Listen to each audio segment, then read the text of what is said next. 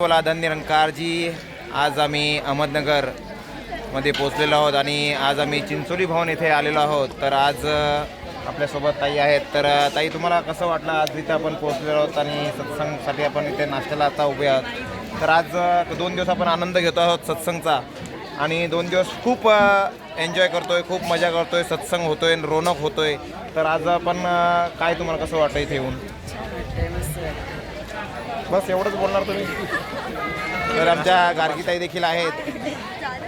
गार्गीताई, परत एकदा आपण तुम्हाला बोलू. आपण ब्लॉग काय तो टाकलेला नाही आहे, तर परत आपण दुसरा ब्लॉग बनवतोय. तर आपण हा ब्लॉगला थोडंसं इंटरव्ह्यू घेऊ.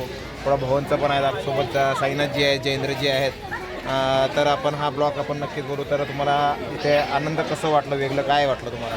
छान वाटतं. इकडे नेहमीच आनंद मिळतो आणि आजही तसाच आनंद आम्हाला पाहायला मिळतो.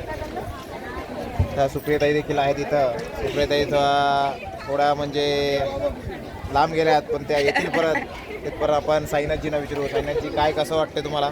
खूप सुंदर वाटतं, कारण आपल्या घराच्या बाहेर येऊन जेव्हा घरपण भेटतो, घरासारखी माणसं भेटतात, जीवाला जीव लावणारी माणसं भेटतात, मग एखाद्या बाहेरच्या माणसाला जीव कसा लावायचा, प्रेम कसं द्यायचं, ते इथं आम्हाला शिकायला भेटतं. आणि जी काय व्यवस्था आहे खरंच वाखाण्याजोग आहे, कारण अशी व्यवस्था आम्ही कधी बघायलाच भेटत नाही की एवढ्या बसेस. आज आम्ही 9 बसेस चालू, 9 बसेसची पूर्ण व्यवस्था, मग नाश्ता असो, चहा असो, सर्व काही व्यवस्था आहे ती पुरेपूर आणि प्रॉपर व्यवस्था आहे. ते हे इथं बघायला भेटतं की सुंदर असं व्यवस्था आणि नियोजन आहे. सुंदर. खरंच दास पण खूप अनुभव घेतोय. खूप सुंदर व्यवस्था आहे इथं आणि खूप महात्म्यांची सेवा आहे.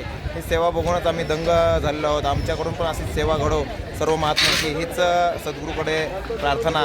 प्रेमाने बोला धन निरंकारजी.